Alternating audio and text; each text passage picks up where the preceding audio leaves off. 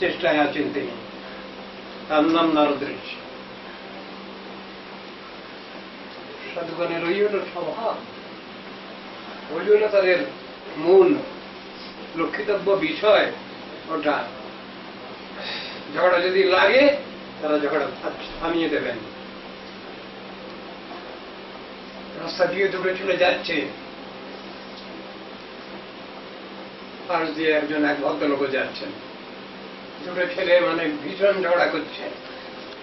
এই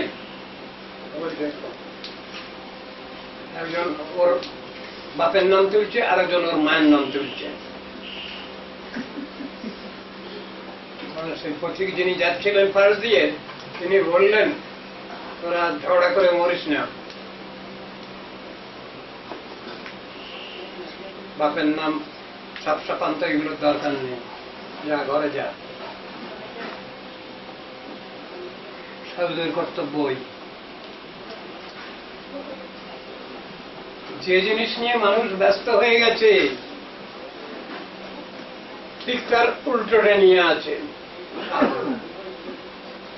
সেই কথাই গীতার মধ্যে কৃষ্ণ অর্জুনকে বলেছেন, জানিষা সর্বভূতানাং তস্যং জাগর্তি সংযমী তস্যং জাগ্রতি ভূতানি সানিশা পশ্যতো মুনে।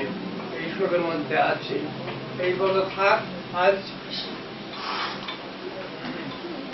দুজনের দুরকম ধর্মের, দুনিয়ার লোক যে চিন্তা ভাবনা নিয়ে বসে আছে, সাধুরা তার উল্টো চিন্তা নিয়ে বসে আছে।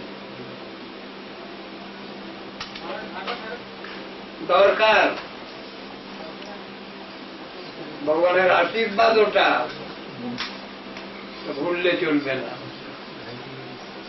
রাজনীতিতে বৈষম্য স্বাধীনতা মৈত্রী হতে পারে না, কখনই হবে না, হবে না, হবে না, হবে না। তাতে ওটা লেখা নেই, ধর্মনীতিতে ওটা লেখা আছে, সনাতন ধর্মেতে লেখা আছে। ওটা ওটা গীতা ভাগবতের কথা। ওটা ইকুয়ালিটি, লিবার্টি, ফ্রেটার্নিটি, এটা শাস্ত্রের কথা, এটা রাজনীতির কথা না। রাজনীতি চিরদিনই রাজনীতি। চিন্তা করতে হবে, বুঝতে হবে। হরে কৃষ্ণ। জ্ঞানাঞ্জন শলাকয়া চক্ষুরুন্মিলিতং येन তস্मै শ্রীগুরবে নমঃ। মূকং করোতি বাচালং পঙ্গুং লঙ্ঘয়তে গিরিং यत्कृपातमहं वन्दे श्रीगुरुं नमो महावदन्याय कृष्णप्रेमप्रदायते कृष्णाय कृष्णचैतन्य नामने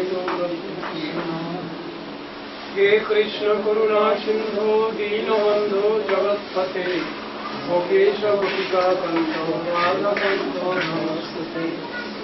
भक्तकाञ्चन गौराङ्गी राधे वृन्दावनेश्वरी वृषभानुसुते देवी प्रणमामि हरिप्रिये। वृन्दायै तुलसीदेव्यै प्रियायै केशवस्य च कृष्णभक्तिप्रदे देवी सत्यवत्यै नमो नमः। नारायणं नमस्कृत्य नरं चैव नरोत्तमं देवीं सरस्वतीं व्यासं ततो जयमुदीरये। समाधिदेवं करुणानिदानं समालवर्णं सुहितावतारम् अपार संसार समुद्रसेतुं भजामहे भागवतस्वरूपम्। वञ्चाकल्पतरुभ्यश्च कृपासिन्धुभ्येव च पतितानां पावनेभ्यो वैष्णवेभ्यो नमो नमः। श्रीकृष्ण चैतन्य प्रभु नित्यानन्द श्री अद्वैत गदाधर शिवासादि गौरभक्तवृन्द। हरे कृष्ण कृष्ण कृष्ण हरे हरे हरे राम राम राम हरे हरे।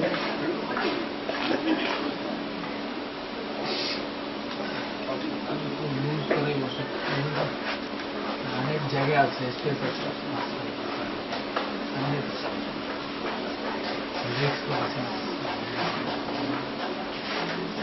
ছুটি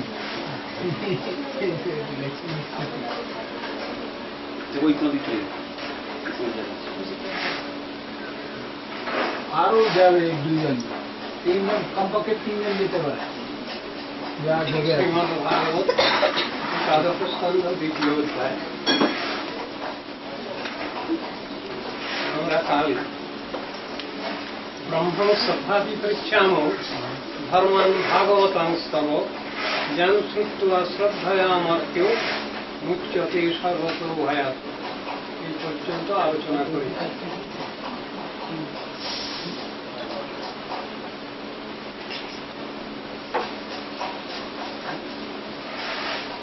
এখন বসুদেব মহারাজ তার নিজের দুঃখের কথা নারদ ঋষিকে জানাচ্ছে। দুঃখের কথা মানে তার সে সহজ সরল দৈন্য সেইটাই প্রকাশ করছেন নারদ ঋষির কাছে। অহং ক্ষীর পুরাণন্তং প্রজার্থ ভুবি মুক্তিদম অপূজয়ন নমক্ষায় মোহিত দেবমায়া। হে মুনিবর নারদ ঋষি, আমি পূর্বজন্মে ভগবান বিষ্ণুর মায়ায় বিমোহিত হয়ে ভূতলের সন্তান কামনায় মুক্তিদাতা শ্রীহরির আরাধনা করেছিলাম, কিন্তু মুক্তি কামনায় আরাধনা করি নাই। নিজের দুঃখের কথা জ্ঞাপন করছেন। ভগবানের মায়ায় তিনি বিমোহিত হয়েছেন, হয়ে সন্তান কামনা করেছেন। তাকে মুক্তিদাতা ভগবান শ্রীহরি, মুক্তিদাতা শ্রীহরিকেই সন্তান রূপে কামনা করেছেন, কিন্তু মুক্তি কামনায় আরাধনা করি নাই। যিনি ভগবানকে সন্তান রূপে পেতে চান, তার কি মুক্তি বাকি থাকে? প্রশ্ন হতে পারে। যিনি ভগবানকেই পুত্র রূপে কামনা করলেন, তার কি মুক্তি বাকি থাকবে?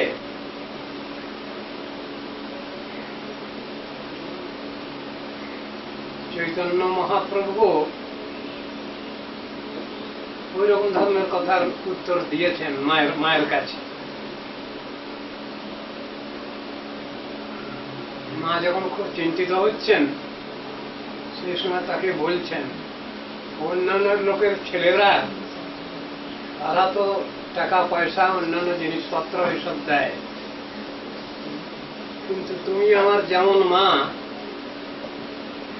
তোমার ওসব চাহিদা নেই। আর আমি তোমার ছেলে, আমার কাছ থেকে তুমি নিশ্চয়ই ওইসব জিনিস চাইবে না কখনো, তা আমি জানি। তা হলেও আমি কি দেবো তোমায় সেটা তুমি জেনে রাখো। আনের তনায় আনে রজত কাঞ্চন, আমি আনি দিবমাতা কৃষ্ণ প্রেমদা। মাকে এই কথা বলছেন। শুধু তাই নয়, মা যখন খুব চিন্তিত হচ্ছেন পুত্রের জন্য, বিশ্বম্ভরের জন্য, তখন তিনি বলছেন, স্বয়ং এসেছি তোমার পুত্র হয়ে। এটা জেনে রাখো, আমার আরো দুটো জন্ম আছে, সেই দুটো জন্মের কথা তোমায় জানিয়ে রাখি। কি দুটো জন্ম?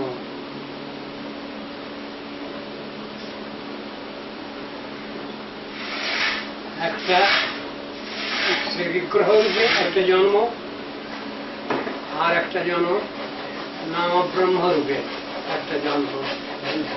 আর দুই জন্ম মোর সংকীর্তনারম্ভে হইব তোমার পুত্র আমি অবিলম্বে। মোর অর্চা মূর্তি মাতা তুমি সে ধরণী, জিহ্বা রূপা তুমি মাতা নামের জননী। ভগবানের এই দুই অবতার আলোচনার বিষয়। সাক্ষাৎ ভগবানকে যখন পাওয়া যাবে না, বিশেষত এই কলিযুগে, তখন নাম ব্রহ্মের শরণাগত হতে হয়। নাম ব্রহ্মের আরাধনার দ্বারা নামই পরব্রহ্ম, স্বয়ং ভগবানকে পেতে হয়, তার কৃপা পেতে হয়, এই নিয়ম আছে। ওটাও তাকে বলছেন বুঝতে হবে। জগতের মানুষ তারা কর্মফলবাধ্য জীব বিশেষকে পুত্র কন্যা রূপে পায়, কিন্তু ভগবানকে পুত্র রূপে লাভ করবার ইচ্ছা এটা তো সাধন ভজনেরই অন্তর্গত ব্যাপার। শুধু তাই নয়, সেই আশা আকাঙ্ক্ষা ভগবান পূর্ণ করছেন। আমি চাইলাম আর পেয়ে গেলাম এমন নয়, কিন্তু এক্ষেত্রে বাস্তব ভগবান পুত্ররূপে এসেছে।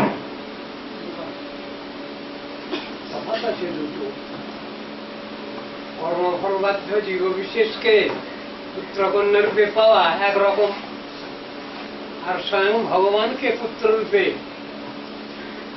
তার আরাধনা করা, তাকে পাওয়া আর একটা জিনিস।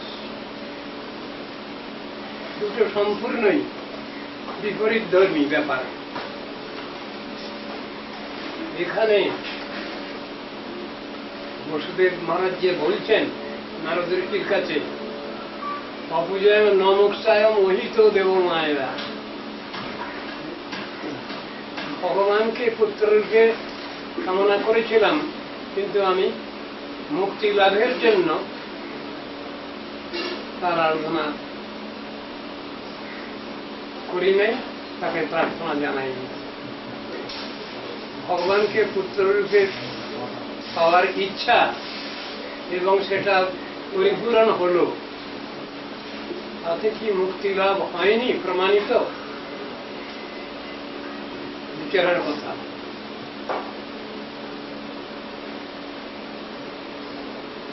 যার সব হয়ে গেছে তিনি ভগবানকে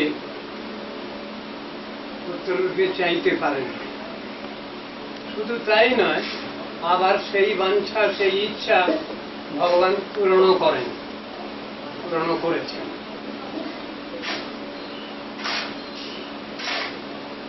দুটো জিনিস, সাধক আর সিদ্ধ, দুটো ক্ষেত্র। সাধক লোক যদি এটা বলেন একরকম হবে মানে, আর যারা সিদ্ধ মহাত্মা যারা, তারা যদি একথা বলেন আর একরকম মানে হয়। ভগবান যাকে সাধারণ ব্যক্তি নন তো তিনি, এই জন্য খুব সুকৌশলে রঘুপতি উপাধ্যায় বলেছেন, আমি কৃষ্ণকে চিনি না, জানি না, কিন্তু কৃষ্ণের মাতা পিতা তাদের আমি স্মরণ গ্রহণ করছি। তারা যদি আমাকে জানিয়ে দেন, বুঝিয়ে দেন কৃষ্ণ তত্ত্ব, কি করে কৃষ্ণ ভজন করবো আমি, ভয়ঙ্কর ব্যাপার। শ্রুতিমপরে স্মৃতিমিতরে ভারতমন্যে ভজন্তু ভবভীতা অহমিহ নন্দং বন্দে যস্যালিন্দে পরম ব্রহ্ম। কেউ বেদের ভজনা করছেন, শ্রুতির ভজনা করছেন, কেউ স্মৃতি শাস্ত্রের ভজনা করছেন, কেউ বা মহাভারতের ভজনা করছেন, করুন। আমি নন্দং বন্দে, আমি কিন্তু নন্দ যশোদাকে বন্দনা করি,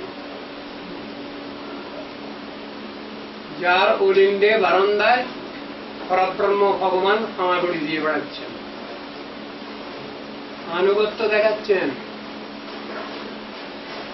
ভগবানকে সোজাসুজি পাওয়া যায় না, প্রপার মিডিয়া দরকার, সেইটা বুঝাচ্ছেন এখানে।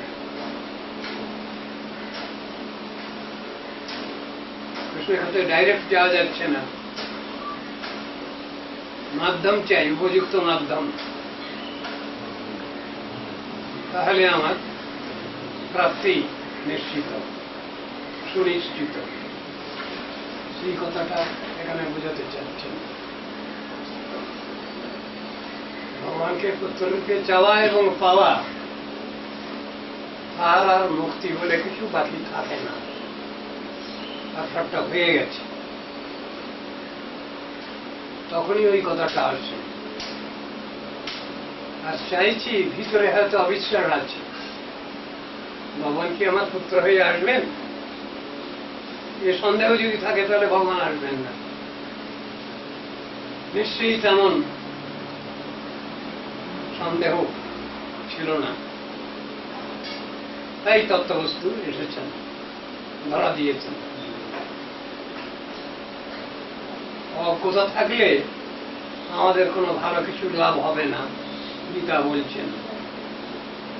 অশ্রদ্ধা থাকলে, ভগবানের অবিশ্বাস থাকলে তত্ত্ববস্তু লাভ হবে না।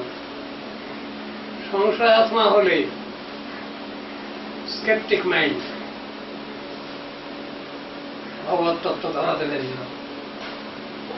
গীতার বাক্য অজ্ঞানশ্চ সংশয় আত্মা বিনশ্যতি। এই তিনজন লোকের বাস্তব কল্যাণ হয় না, ফেল করে তারা সবসময়। তিন রকমের লোক, চার রকমের লোক, তারা ভগবানকে ভালোবাসেন, ভালোবাসতে চান, সাধন করতে চান। কারা কারা? চতুর্বিধা ভজন্তে মাং জনা সুকৃতিন অর্জুন। অর্জুন, এই চার রকমের লোক আমাকে ভালোবাসতে চায়। আর্ত, জিজ্ঞাসু, অর্থার্থী, জ্ঞানী। আর্ত, জিজ্ঞাসু, অর্থার্থী, জ্ঞানী চ ভরতর্ষভ বলছেন। আর্ত গজেন্দ্রকে বলা যাবে, দ্রৌপদীকে বলা যাবে, জিজ্ঞাসু সৌনকাদি ঋষিগণকে বলা যাবে, অর্থার্থী ধ্রুব, বাপের কোলে উঠতে পারেনি, সিংহাসনের অধিকার পাবে না, এই জন্যে মার কাছে গিয়ে নালিশ দিয়েছে, সুনীতি মায়ের কাছে। মা কি বললেন? বাবা, তুমি পদ্মলোচন শ্রীহরির আরাধনা করো, তোমার সব হবে। মাও ওই রকম, তুমি পলাশলোচন যে হরি, তারই আরাধনা করো, তাহলে তোমার সব মিটে যাবে। ধ্রুব মায়ের কথা শুনে বেরিয়ে গেছে জঙ্গলে। এমনই আগ্রহ, একটা বাঘ এসেছে, তাকে জড়িয়ে ধরেছে, তুমি আমার শ্রীহরি। একটা অজগর এসেছে, তুমি আমার শ্রীহরি। কেউ তাকে হিংসা করছে না। যার মধ্যে হিংসা নাই সেখানে হিংসা থাকে না। বনের পশুও সেখানে হিংসা ভুলে যায়। বিচারের কথা এগুলো। শাস্ত্রে এটা বেশ ভালোভাবে বোঝানো আছে। চৈতন্য মহাপ্রভু যখন ঝাড়খণ্ডের পথে যাচ্ছিলেন, ঝাড়খণ্ডের পথটা হল উড়িষ্যার গড়জাত রাজ্য, ফিউটারি স্টেটস এবং ছোটনাগপুরের জঙ্গল, গভীর গহন অরণ্য। তার মধ্যে দিয়ে যখন যাচ্ছেন, সেই সময় সব হিংস্র জন্তু জানোয়ার সব এসে চৈতন্য মহাপ্রভুর পায়ে লুটিয়ে পড়ছে। সঙ্গে বলভদ্র ভট্টাচার্য ছিলেন।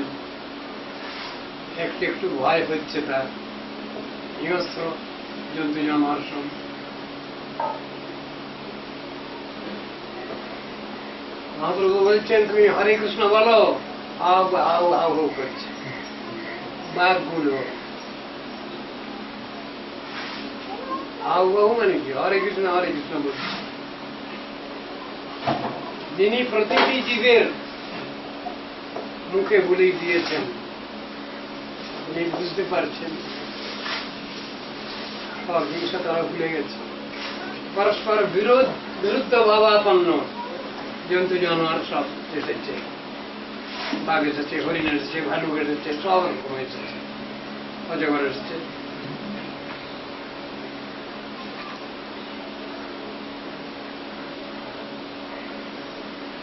কথাগুলো শুনলে গল্প মনে হবে, কিন্তু গল্প নয়, বাস্তব।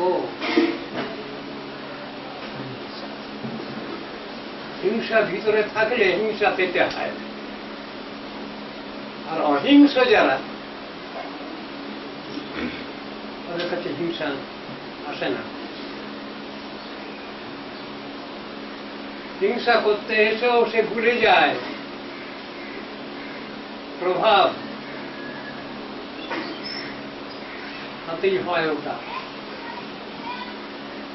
কেউ চেষ্টা করে কিছু করবেন তা হয় না, কিন্তু ভগবানের শরণাগত হলে ওই রকম হয়ে যায়। প্রহ্লাদকে বহু রকম ধরনের কষ্ট সইতে হয়েছে, তার পিতা হিরণ্যকশিপুর দ্বারাই সেটা অনুষ্ঠিত হয়েছিল, কিন্তু সর্বক্ষেত্রেই প্রহ্লাদ সুরক্ষিত। সেখানে ভগবান নিজেই দায়িত্ব নিয়েছেন, পাহাড় থেকে ফেলে দিয়েছেন, ভগবান তাকে ধরেছেন, ফলে সমুদ্রে ফেলে দিয়েছেন, তিনি ধরেছেন, আগুনের মধ্যে ফেলে দিয়েছে, ভগবান আগুনের মধ্যে বসে আছেন। আগুন তো নেই সেখানে, তার দায়িত্ব শক্তি নেই, শীতল। বিষ খেতে দিয়েছে প্রহ্লাদ, তারা সমর্পণ করেছেন ভগবানকে, সমৃদ্ধ হয়ে গেছে। জিনিসগুলো শুনতে গল্পের মতো মনে হয়, কিন্তু তা নয়, বাস্তব। হরির মিত্রম বিষং পত্যম অধর্মম ধর্মমুচ্যতে সুপ্রসন্নে ঋষিকেশে বিপরীতে বিপর্যয়। বলছে বিচারের কথা। যদি কেউ পরমশত্রু থাকে আমার, মিত্র হয়ে যাচ্ছে,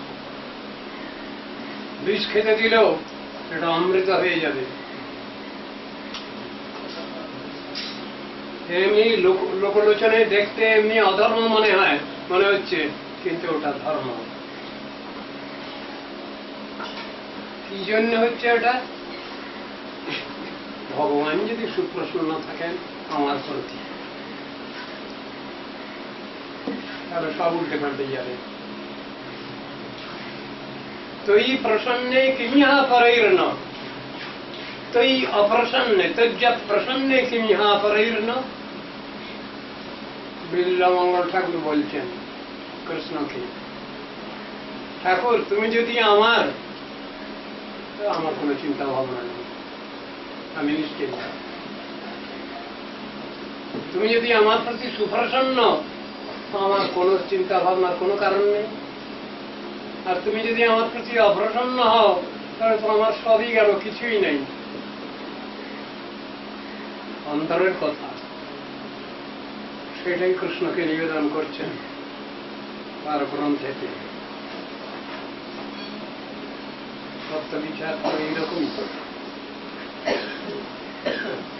বসুদেব মহারাজ দৈন্য করেই নারদ ঋষির কাছে কথাটা তুলেছেন, আমি মুক্তি কামনায় ভগবানকে আরাধনা করিনি, পুত্র কামনায় ভগবানকে আরাধনা করেছি।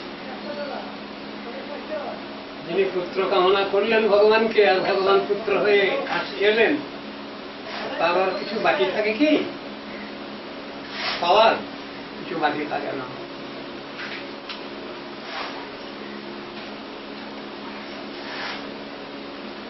যথা বিচিত্র বসনাৎ ভবদ্ভির বিশ্বতো ভয়াৎ মুচ্যে মঞ্জসৈ বাধ্যা তথা নঃ সাধি সুব্রত।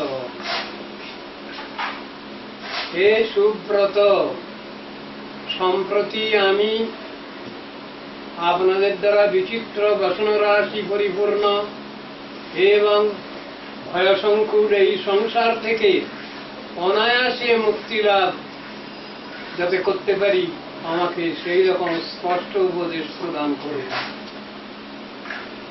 ভীষণ সংসারের মধ্যে পড়ে গেছেন বলদেব মহারাজ। ভগবানকে পেয়েছেন তো ছেলে রূপে, সেজন্য তার জ্বালা যন্ত্রণা যেন বেশি। ভাষাটা দেখুন, কি সুন্দর ভাষা। বদ্ধজীব আমরা, আমাদের যেমন ভাষা হওয়া দরকার সেরকম ধরনের ভাষায় আবেদন নিবেদন জানাচ্ছেন নারদ ঋষির কাছে।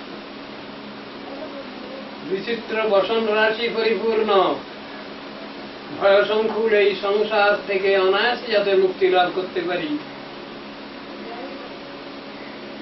স্বয়ং ভগবান ছেলে হয়ে এসেছেন, তার তো মুক্তির বাকি নাই। তথাপি জগৎকে শিক্ষা, সেই জন্য তার ভাষাটা ওই রকম হয়েছে। আমাকে স্পষ্টভাবে উপদেশ প্রদান করব, আমাকে বঞ্চনা করবেন না। সাধুরা কি বাঞ্চক? ভগবান কি বাঞ্চক? হ্যাঁ, একদিকে ভগবান বাঞ্চক, একদিকে সাধুরাও বাঞ্চক। কেন? ঠিক ঠিক মঙ্গলের কথা বলতে গেলে নেবে না, মন খারাপ করবে অনেকে, সেই জন্যে ঘুরিয়ে ফিরিয়ে বলতে হয়। সোজাসুজি বললে সাধুর পরেও রাগ হয় অনেকে।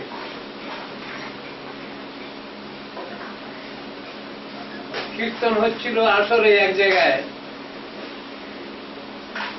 দুর্লভ মানুষের জন্ম রোগীয় সংসারে, কৃষ্ণ না ভজিনে দুঃখ কহিব কাহারে, এই কীর্তনটা হচ্ছিল। গৃহস্থ খুব অসন্তুষ্ট হয়ে গেলেন। যখন শেষের দিকে পদ এসেছে, শ্মশানে শরীর মম পড়িয়া রহিবে, বিহঙ্গ পতঙ্গ তার বিহার করিবে, কুক্ষুর শ্রীগাল সব আনন্দিত হয়ে মহোৎসব করিবে এই সাধের দেহ লয়ে, তখন মন খারাপ হয়ে গেছে। আমি ভাগবত পাঠ দিলাম, হরিকথা শুনবো, ঠাকুরের কথা শুনবো, আর এখানে এই শ্মশান মশান এসব কি সব বলছেন সব। যে চিন্তা নিয়ে আমরা বসে থাকি,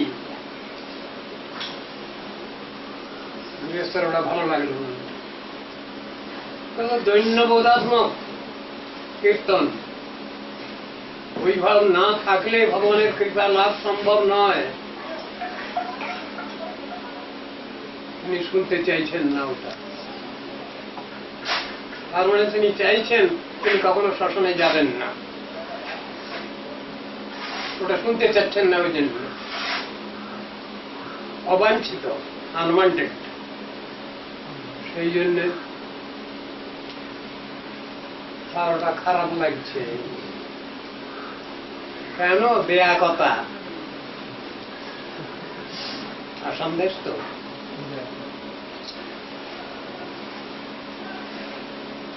কি হবে, ভালো লাগে।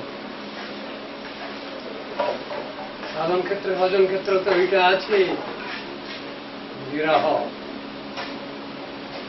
তত্ত্ববস্তুর অভাব বোধ, তার কৃপা প্রাপ্তির জন্য আকুলতা ব্যাকুলতা,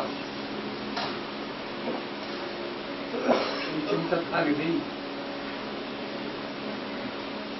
শুনতে না চাইলেও শুনতে হবে, কিন্তু বক্তা তিনি সবসময় চেষ্টা করবেন আমি কারো মনে আঘাত দেব না।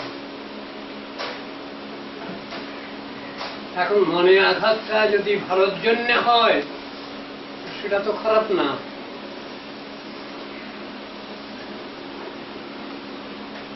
আত্মকল্যাণের জন্য যদি হয় সেটা তো খারাপ হলো না, ভালোই হলো তো।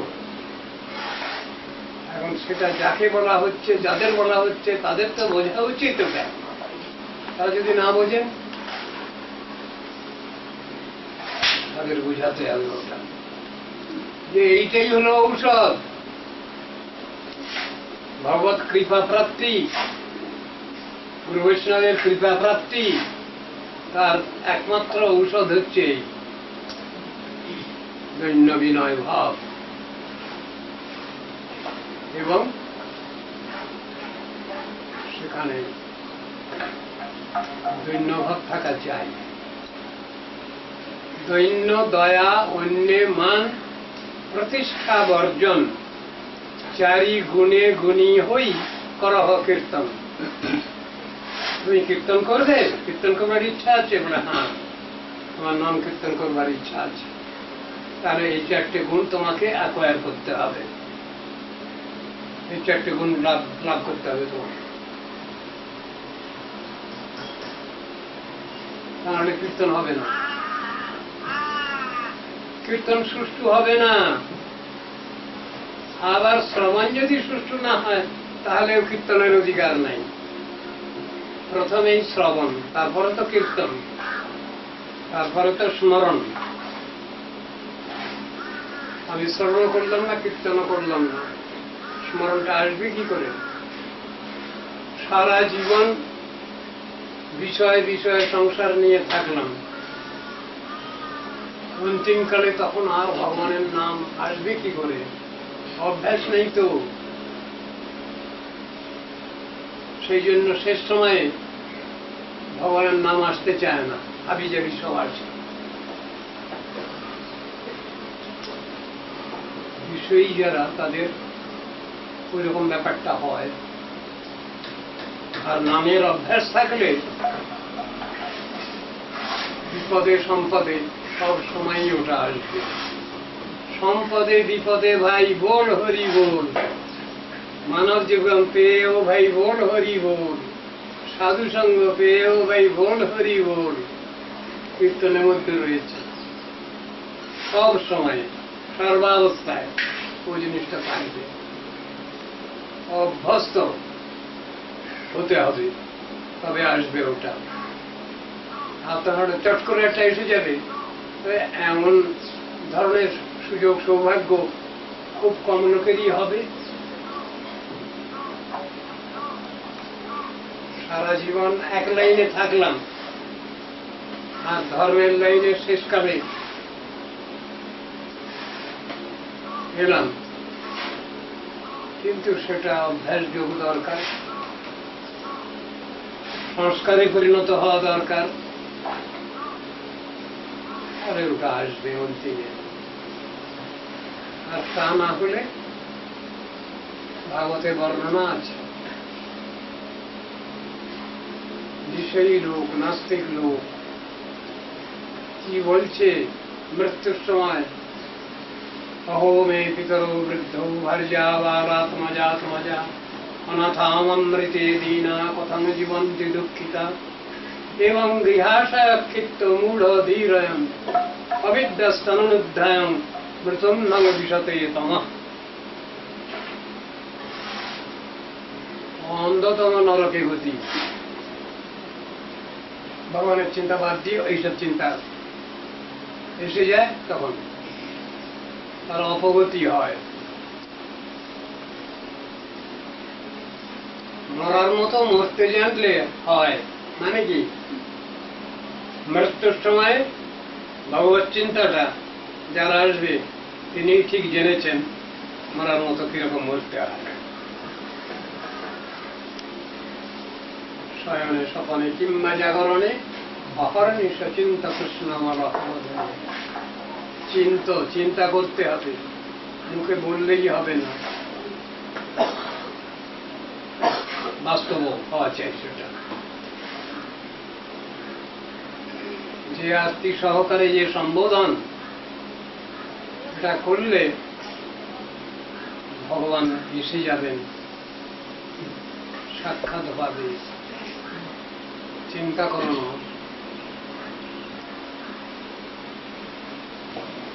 আমি তার উদ্ধার কর্তা, তেষামহং সমুদ্ধর্তা, মৃত্যু সংসার সাগরাৎ ভগামি ন চিরাৎ পার্থ মই আবেশিত চেতসাম।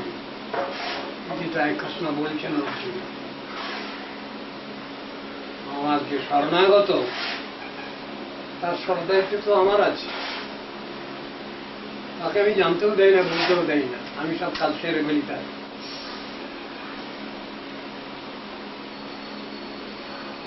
সব ব্যাপার আছে। তো শ্রীনিবাস আচার্যের নাম আপনারা শুনেছেন, তার কন্যা হেমলতা ঠাকুরানী, যিনি আচার্যের কার্য করেছেন। বৈষ্ণবরা বৃন্দাবনের দিক থেকে সব এসেছেন, ওর ওখানে হয়ে আসেন সবাই। বহু রাত্রে এসেছেন তারা, উনি ঘুমিয়ে পড়েছেন। রাধারানী রান্না বান্না করে সকলকে খাইয়ে দাইয়ে বিশ্রাম করিয়ে দিয়েছেন। উনি সকালবেলায় উঠে দেখেন কি ব্যাপার, রাধারানী এসে রান্না করেছেন। বাজে কথা নয়।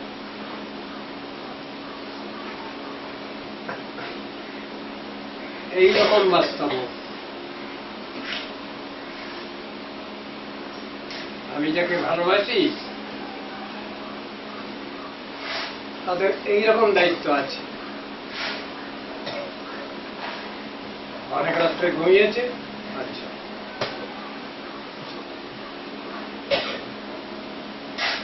এই দায়িত্ব ভগবানের নাই, বা মূলা প্রকৃতি ভগবতীর নাই, রাধা ঠাকুরানীর নাই, তা বলা চলবে না। আছে এরকম অবস্থা।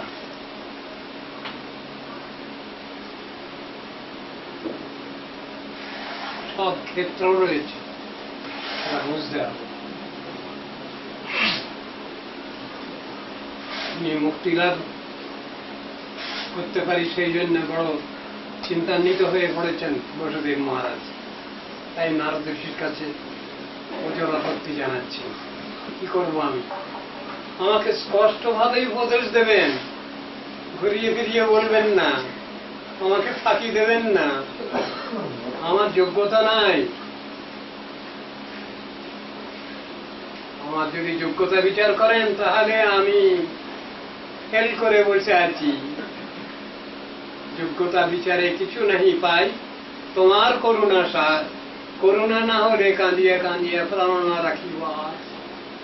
মুখে বলা নয়। আসানে কুটিব মাথা, অনলে ফসিব। গৌরাঙ্গ গুণের নিধি কোথায় গেলে পাবো?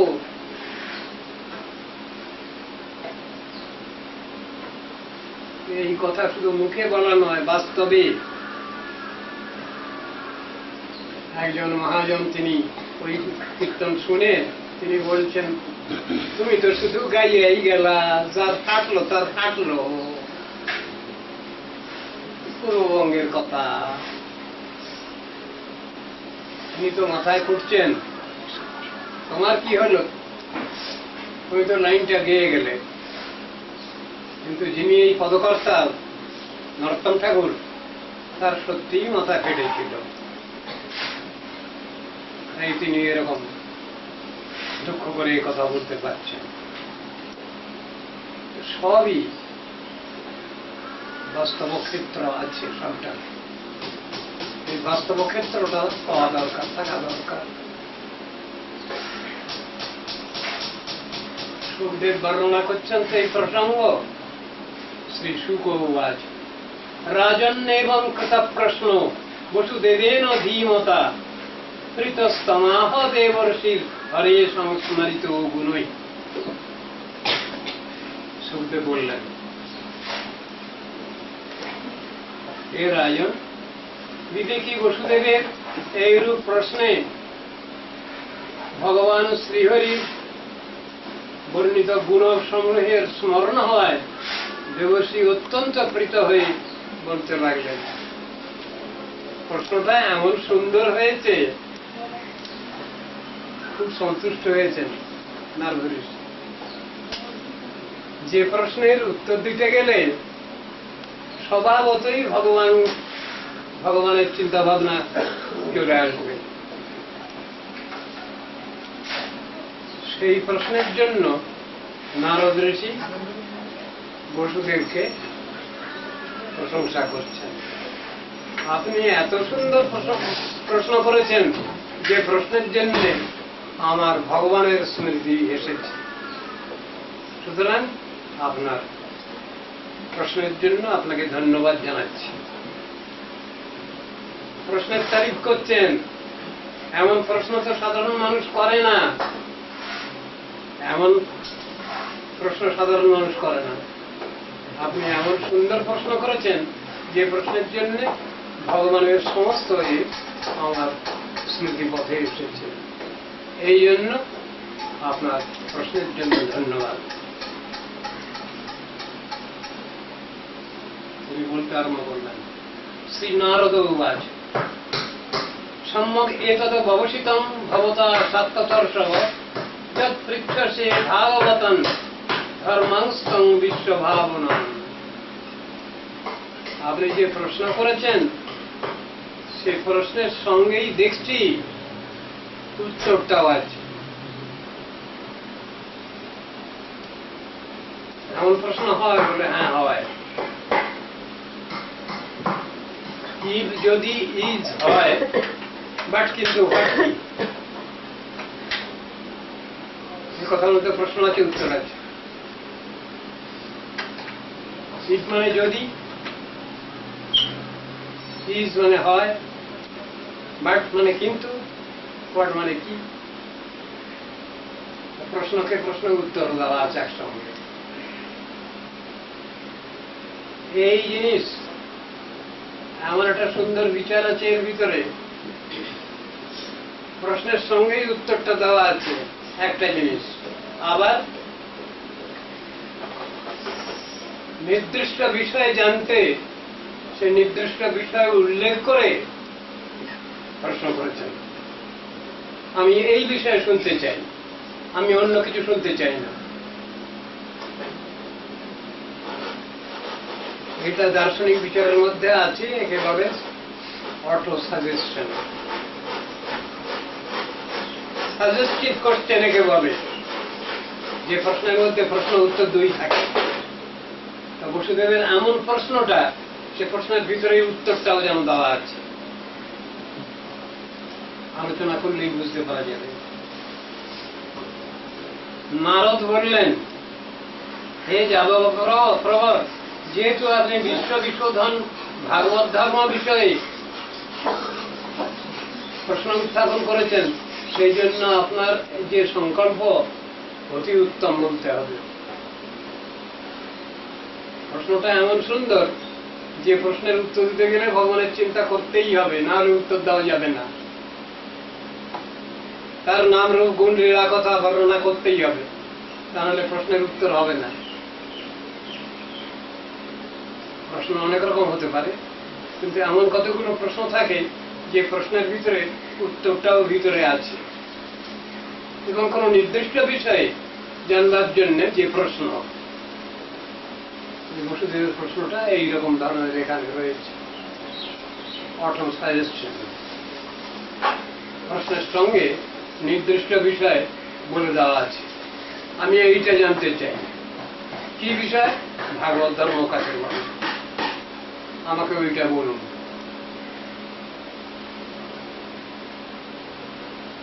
সংক্ষেপ ভাবে ভাগবত ধর্মের কথা বলছেন, কেমন সংক্ষেপ ভাবে বলছেন? শ্রুতনুপঠিত ধ্যাত আদৃত বানুমোদিত সদ্য পুনাতি সদ্ধর্ম দেব বিশ্বদ্রুহোপিহি। এই ভাগবত ধর্মের শ্রবণ যিনি করেন, শ্রবণের পর স্বয়ং অনুপঠন করেন যিনি, ধ্যান করেন যিনি, আদর করেন যিনি, অনুমোদন করেন যিনি, এরা সবই সদ্য পবিত্র হন। আর কেউ হবেন না।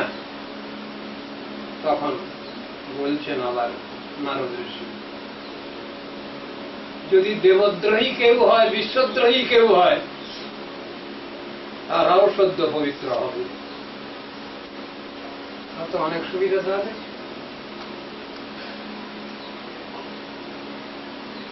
এই ভাগবত ধর্মে কেউ অনুমোদন করেন যদি, ধ্যান করেন যদি, সমাদর করেন যিনি, তারা উদ্ধার হবেন। সেই জন্য তিনি বলছেন না, আরো কিছু আছে, দেবদ্রোহী বিশ্বদ্রোহী কেউ পবিত্র করেন এই সনাতন ধর্ম, ভাগবত ধর্ম, তারাও যদি নেন,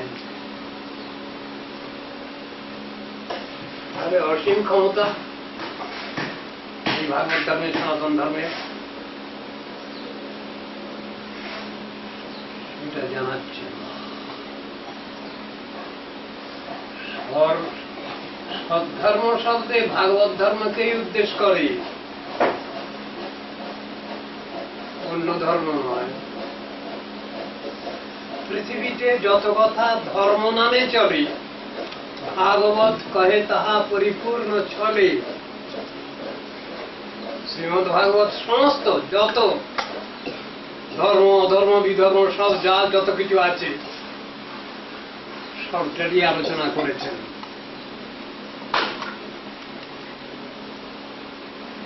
সর্বধর্ম মানে তাই। গীতার শেষের দিকে চরম অবস্থায় গিয়ে কৃষ্ণজি অর্জুনকে বলছেন, সর্বধর্মান পরিত্যজ্য মামেকং শরণং ব্রজ। মানে কি? সবটা যদি ধর্মই হয় তাহলে ছাড়তে বলছেন কেন? এটা তো পরিষ্কার। সর্বধর্মান পরিত্যজ্য, সবটাই যদি ধর্ম হয় তাহলে ছাড়তে বললেন কেন? খারাপটাকে তো ছাড়তে হবে, ভালোটাকে গ্রহণ করতে হবে। কৃষ্ণ